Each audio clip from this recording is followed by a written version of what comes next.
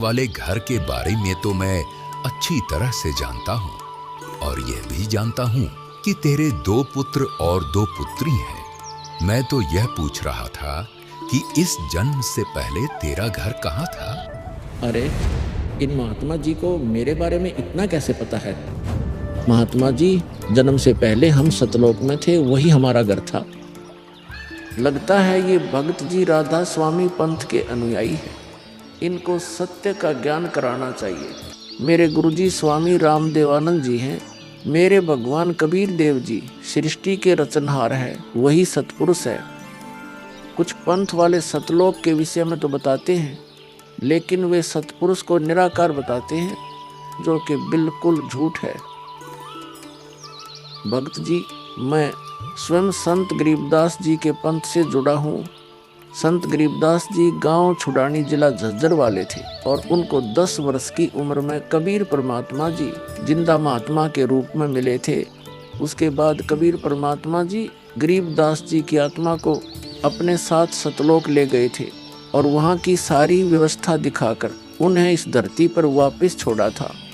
फिर उन्हीं बालक गरीबदास ने सतलोक के बारे में बताया कि ऊपर सतलोक है, वहाँ सारी सुख सुविधा उपलब्ध हैं, सदाबहार बाग हैं, नर नारी की सृष्टि है। वहीं पर एक गुम्मट युक्त महल में कबीर परमात्मा जी सिंहासन पर बैठे हुए हैं और वहीं से कबीर परमात्मा जी इस सृष्टि को चला रहे हैं। हम सब वहीं रहा करते थे, वही हमने जाना है।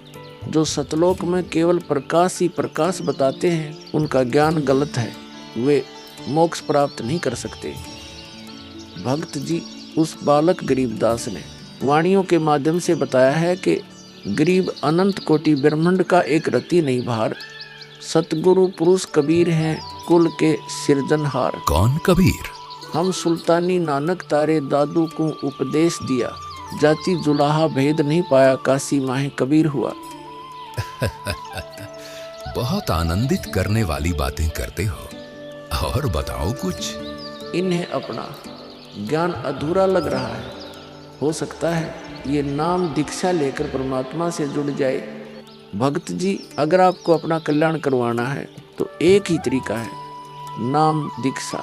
मेरे पूज्य गुरुजी ने मुझे नाम दीक्षा देने का आदेश दे रखा है। मैंने अपना घर और नौकरी छोड़ दी है।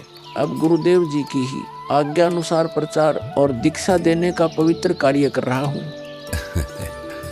बेटा, क्या तुम्हारे गुरु जी ने तुम्हें सारनाम और सार शब्द देने का भी आदेश दिया है?